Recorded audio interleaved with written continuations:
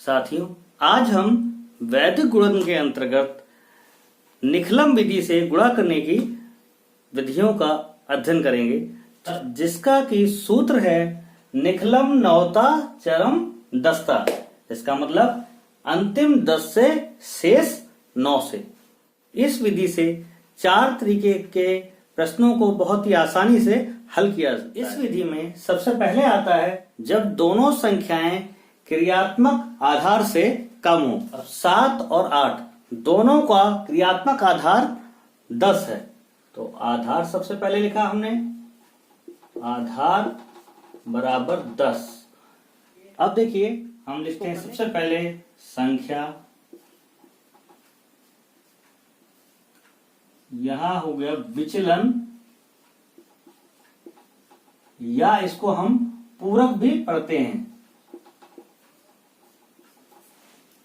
अब देखिए 7 और 8। अब इसका यदि विचलन निकालें तो 7 माइनस 10, चूंकि 10 का आधार है इसलिए 7 माइनस 10 करेंगे, आया -3। विचलन आया -3। इसी तरह ये 8 है तो इसका विचलन आया -2। -2, ये देखिए दायां पक्ष है, ये बायां पक्ष है। यहां लिखते हैं हम दायां पक्ष, ये बायां पक्ष।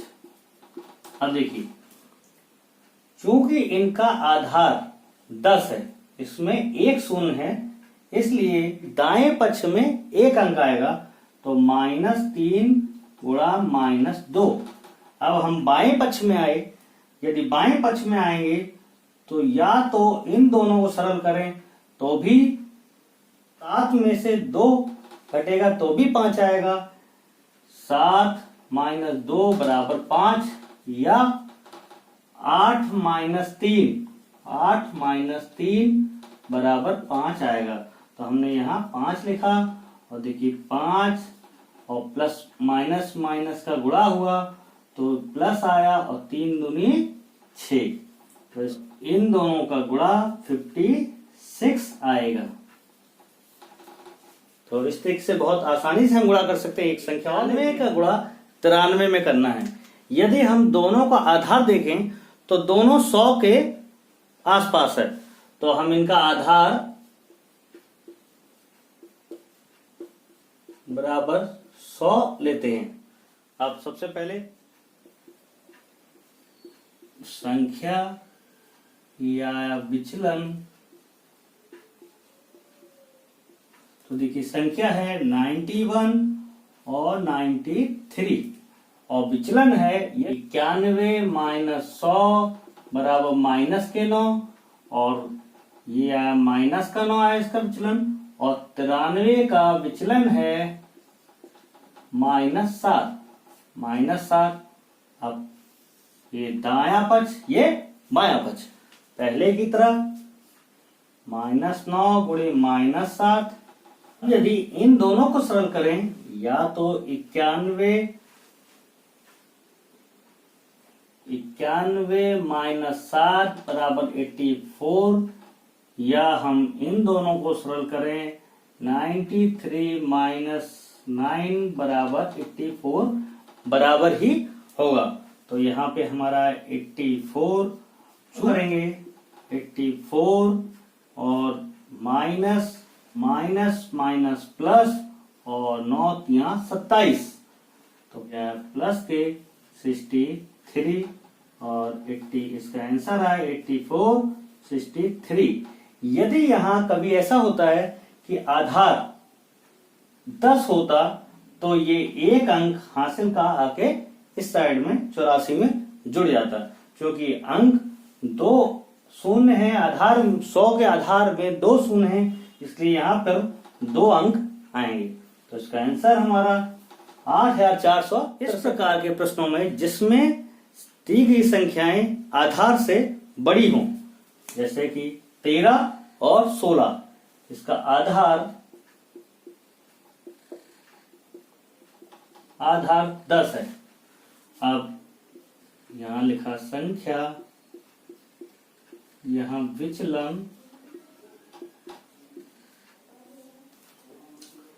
13, यहाँ 16। अब यदि 13 का विचलन निकालें तो 13 माइनस 10 बराबर +3 और +3 और 16 माइनस 10 बराबर +6। अब जैसा कि हम या तो इन दोनों को सरल करें या इन दोनों को सरल करें, रिजल्ट बराबर ही होगा। जैसे 13 + 6 बराबर 19 और 16 + 3 बराबर 19। तो देखिए दाएं पक्ष में 3 × 6 और यहाँ आया 13 + 6, तो ये आया हमारा 13 और 6 19, 6 × 18। अब चूंकि आधार 10 है तो 10 में एक शून्य है, तो यहाँ पर इकाई में एक अंक दाएं पक्ष में एक अंक ही होगा। ये एक इस साइड में जुड़ जाएगा। तो इस तरीके से ये 8 और ये एक हासिल आगे आ गया, तो 19 + 1 बराबर 20। तो इस तरीके से वैदिक गुणन की सहायता से हम गुणन के बड़े बड़े सवालों को आसानी से हल कर सकते हैं। ये प्रश्न में 23 का गुणा 24 में करना है। तो देखिए आधार है हमारा, आधार है 10, लेकिन चूंकि 20 के आसपास है तो इसका उप आधार बराबर 20 हो गया, जो कि आधार के 2 गुना है। आधार का 2 गुना। और देखिए हमने पहले की तरह लिखा संख्या विचलन। देखिए संख्या है 23, ये है 24 और विचलन है, यदि हम इसको 20 में से घटा देते हैं 23 - 20 बराबर 3, तो यह +3 और 24 - 20 बराबर +4। चूंकि यहां इसका आधार उप आधार 20 है और आधार का 2 गुना है, तो हम यहां 2 का गुणा आधार के दूने होने की वजह से किया है। यदि 5 गुना होता तो हम 5 का गुणा करते, 8 गुना होता, 9 गुना होता तो 9 का गुणा करते थे। तो 2 गुणे, अब हम इसको 23 और 4 को या 24 और 3 को सरल कर सकते हैं। तो 23 + 4 और ये हो गया 3 × 4, तो यह 2 × 24 और 4 27 और ये हो गया 4 × 3 12 बराबर 54 और ये हुआ 12। आधार चूंकि आधार में एक शून्य है 10 में, इसलिए दाएं तरफ एक अंक आएगा, बाकी एक आगे हासिल में जुड़ जाएगा। तो ये हो गया 2 और ये एक हासिल जाने से 54 की जगह ये हो गया 55। ये आपका आंसर हो गया। इस प्रकार के प्रश्नों में जिसमें एक संख्या क्रियात्मक आधार से बड़ी और दूसरी संख्या क्रियात्मक आधार से छोटी होगी, तब हम क्या करते हैं। देखिए हमने एक उदाहरण लिया है, 1013 986 का गुणा आपस में करना है। तो देखिए संख्या यहां लिखा हमने विचलन। अब देखिए 1013 लिखा 13 और 986। तो यहाँ आधार हमारा चूंकि ये 1000 के आसपास है, तो आधार हमारा 1000 हो गया। यदि हम 1013 को 1000 से घटाएंगे तो डिफरेंस आया हमारा 13 + के 13। लेकिन यहाँ पर 986 माइनस 1000 करेंगे तो आएगा माइनस के 14, तो माइनस के 14। अब दाएं पक्ष में ये दायां पक्ष ये बायां पक्ष प्लस 13 गुणे 14, और ये आया, या तो हम इन दोनों को सरल करें या इन दोनों को सरल करें, तो 1013 माइनस 14, अब ये आएगा 999 और ये आएगा माइनस के 182।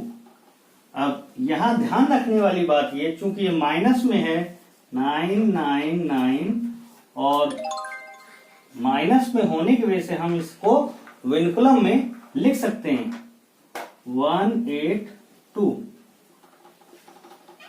999, और चूंकि विनकुलम अंक तीनों अंक विनकुलम हैं तो आधार 1000 था, तो 1000 में से 182 घटाने पर आया 818, तो ये हमारा होया 818 और इसका गुणन हमारा आया 999818। तो इस तरीके से बहुत ही आसानी से ये बड़े गुणन को हमें सरल कर, जिसमें दोनों संख्याएं निकटतम आधार के पास की ना हो या फिर दूर की। माना ये 1000 के आसपास हम मान लेते हैं,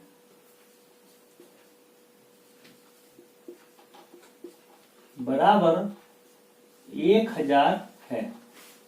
अब यहां लिखा हमने संख्या, ये हुआ विचलन। अगर हम यहां देखें तो 9561, ये होगी 8997, ये आधार के 9 गुने के आसपास है।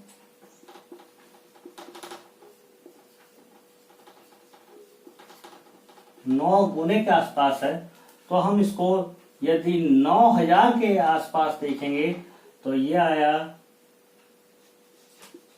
561 प्लस में आएगा और ये आएगा -3।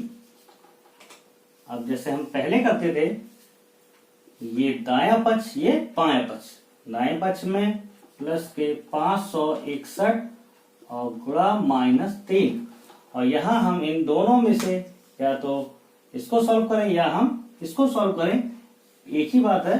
तो ये आया तो 9561 -3 और 9 उप आधार आधार के 9 गुना है, इसलिए 9 से गुणा कर दिया तो 9558, ये बाएं पक्ष में प्लस का माइनस का गुणा होके माइनस आ रहा है, तो 3816, क्योंकि ये माइनस में है इसलिए हम इनको विनकुलम अंक के रूप में लिख सकते हैं। अब देखिए, यदि इसका गुणा करेंगे 22068 और यह 1683 विनकुलम में है।